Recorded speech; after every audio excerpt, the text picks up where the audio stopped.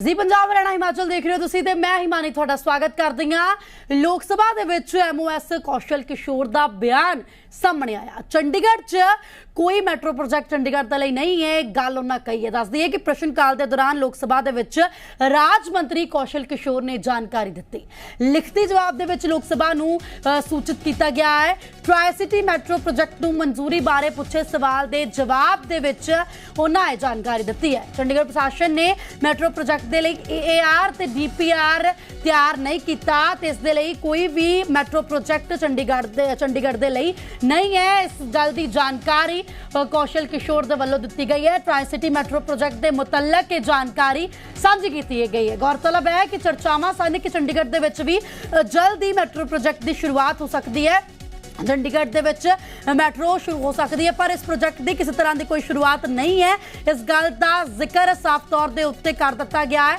ते नाल ही जानकारी दिंदे हुए यह भी दस्सिया गया है कि AAR ते DPR ही तैयार नहीं किया गया। चंडीगढ़ प्रशासन के वल्लों मैट्रो प्रोजैक्ट के लिए जो तैयार करना जरूरी हुंदा AAR ते DPR, जिस गल का जिक्र उन्होंने किया है कि यह तैयार नहीं किया गया, जिस दे लई कोई भी मैट्रो प्रोजैक्ट चंडीगढ़ दे विच नहीं है।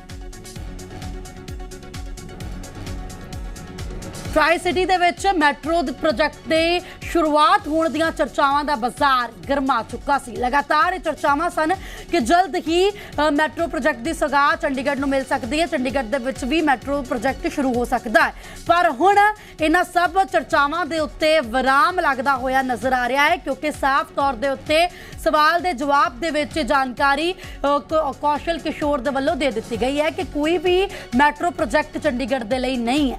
दस दईए कि प्रश्न काल हुंदा है, प्रश्न काल दे विच प्रश्न पुछया जांदा है, जिसका जवाब दिता जाता है। लोक सभा के सैशन के दौरान राज मंत्री कौशल किशोर के कोलों यह प्रश्न किया गया, जिसका जवाब लिखती रूप के उन्होंने दिता।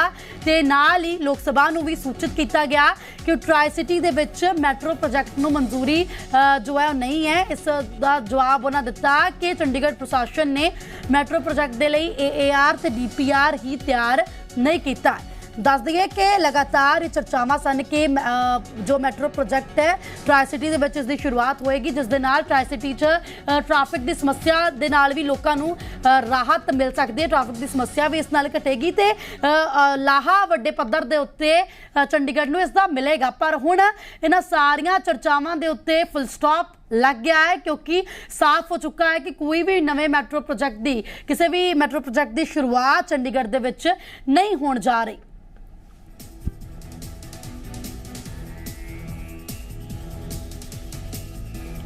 ट्राई सिटी बारे पुछे सवाल के जवाब ते ये जवाब जो है कौशल किशोर होरां दे वल्लों दिता गया, जिस तो बाद साफ हो गया है कि किसी तरह का कोई भी मैट्रो प्रोजैक्ट चंडीगढ़ दे विच शुरू नहीं होएगा। हालांकि जेकर शुरुआत हुंदी तां वड्डा लाहा इसदा ना सिर्फ चंडीगढ़ के लोगों को मिलता, बल्कि बहुत सारियां समस्यावां इस दे नाल हल हो सकदियां सी।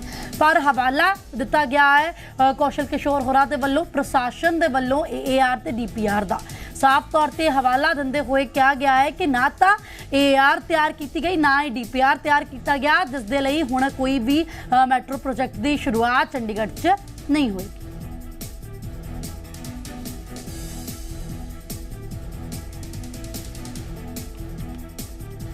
इस खबर से वधेरी जानकारी दे लई साडे पत्रकार मनोज जोशी चंडीगढ़ तो साडे नाल लाइव जुड़े हुए हैं। जी मनोज, की कुछ जानकारी है खबर मुतल्लक?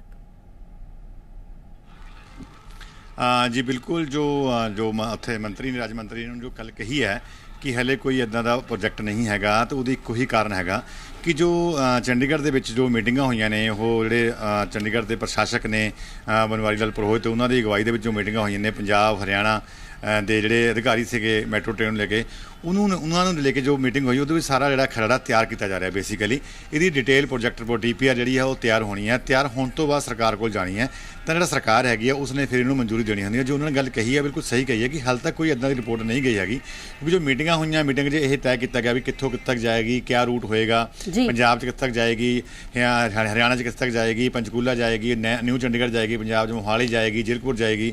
ਇਹ ਗੱਲਾਂ ਤੈਅ ਹੋਈਆਂ ਨੇ ਤੇ ਉਹਦਾ ਰੂਟ ਪਲਾਨ ਜਿਹੜਾ ਤਿਆਰ ਹੋਇਆ ਹੈ। ਤੇ ਜੋ ਉਹਦੀ ਜਿਹੜੀ ਹੋਰ ਜਿਹੜੀਆਂ ਨੇ ਜਿਹੜੀ ਫਿਜ਼ੀਕਲ ਰਿਪੋਰਟਸ ਆ ਉਹ ਤਿਆਰ ਕੀਤੀਆਂ ਜਾ ਰਹੀਆਂ ਨੇ, ਕਿਉਂਕਿ ਹਾਲੇ ਤੱਕ ਡੀਪੀਆਰ ਤਿਆਰ ਨਹੀਂ ਹੋਈ। ਜੋ ਡੀਪੀਆਰ ਤਿਆਰ ਹੋਏਗੀ ਤਾਂ ਉਹ ਸੈਂਟਰ ਗਵਰਨਮੈਂਟ ਦਾ ਜਿਹੜਾ ਸ਼ਹਿਰੀ ਵਿਕਾਸ ਮੰਤਰਾਲੇ ਉੱਥੇ ਤੱਕ ਜਾਏਗੀ, ਉੱਥੇ ਜਾਣ ਤੋਂ ਬਾਅਦ ਫਿਰ ਉਹਨੂੰ ਅਪਰੂਵਲ ਮਿਲੇਗੀ। ਇਸ ਕਾਰਨ ਜਿਹੜੀ ਹੈਗੀ ਸਾਰੀ ਗੱਲ ਇਹ ਕਹੀ ਜਾ ਰਹੀ ਹੈ ਕਿ ਉੱਥੇ ਜੋ ਸੰਸਦ ਸੀਗਾ ਕਿ ਹਾਲੇ ਤੱਕ ਕੋਈ ਅਪਰੂਵਲ ਨਹੀਂ, ਕੋਈ ਜਿਹੜਾ ਪ੍ਰੋਜੈਕਟ ਸੀਗਾ ਉਹਦਾ ਪੂਰਾ ਪ੍ਰੋਜੈਕਟ ਜਿਹੜਾ ਸੀਗਾ ਉਹ ਪ੍ਰੋਜੈਕਟ ਪਹਿਲਾਂ ਹੀ ਖਾਰਜ ਹੋ ਗਿਆ ਸੀਗਾ, ਮਤਲਬ ਕਿ ਅੱਜ ਤੋਂ 5 ਸਾਲ ਪਹਿਲਾਂ, ਤੇ ਹੁਣ ਉਸ ਪਰ ਦੁਬਾਰਾ ਤੋਂ ਕੰਮ ਸ਼ੁਰੂ ਕੀਤਾ ਗਿਆ ਹੈਗਾ। ਤੇ ਇਹਨੂੰ ਦੇਖਦੇ ਹੋਏ ਹੀ ਸਾਰੀ ਜਿਹੜੀ ਗੱਲ ਕੀਤੀ ਜਾ ਰਹੀ ਹੈਗੀ ਹੈ। ਤੇ ਜੋ ਆਪਾਂ ਗੱਲ ਕਹਿੰਦੇ ਹਾਂ ਕਿ ਉੱਥੇ ਜੋ ਉਹਨਾਂ ਨੇ ਕਿਹਾ ਹੈਗਾ ਉਹਦਾ ਮਕਸਦ ਇਹੀ ਸੀਗਾ ਕਿ ਜੋ ਰਿਪੋਰਟ ਹੈਗੀ ਆ ਜਾਂ ਕੋਈ ਅਪਰੂਵਲ ਹੈਗੀ ਆ ਕੇਂਦਰ ਸਰਕਾਰ ਵੱਲੋਂ ਕੋਈ ਨਹੀਂ ਦਿੱਤੀ ਗਈ। ਜੀ ਜੇਕਰ ਗੱਲ ਕੀਤੀ ਜਾਵੇ ਤਾਂ ਪਹਿਲਾਂ ਵੀ ਕਈ ਲੰਮਾ ਇੰਤਜ਼ਾਰ, ਕਈ ਸਾਲਾਂ ਬੱਧੀ ਇੰਤਜ਼ਾਰ ਕਰਨਾ ਪੈ ਰਿਹਾ ਇਸ ਪ੍ਰੋਜੈਕਟ ਲਈ, ਕਿਉਂਕਿ ਜੇਕਰ ਅਸੀਂ ਗੱਲ ਕਰੀਏ ਮਨੋਜ ਕਿ ਪ੍ਰੋਜੈਕਟ ਦੀ ਸ਼ੁਰੂਆਤ ਜੇਕਰ ਚੰਡੀਗੜ੍ਹ ਦੇ ਵਿੱਚ ਹੁੰਦੀ ਹੈ ਤਾਂ ਨਾ ਸਿਰਫ ਟ੍ਰੈਫਿਕ ਸਮੱਸਿਆ ਤੋਂ ਨਿਜਾਤ ਮਿਲੇਗੀ ਬਲਕਿ ਹੋਰ ਵੀ ਕਈ ਲਾਹੇ ਇਸ ਦੇ ਮਿਲ ਸਕਦੇ ਨੇ।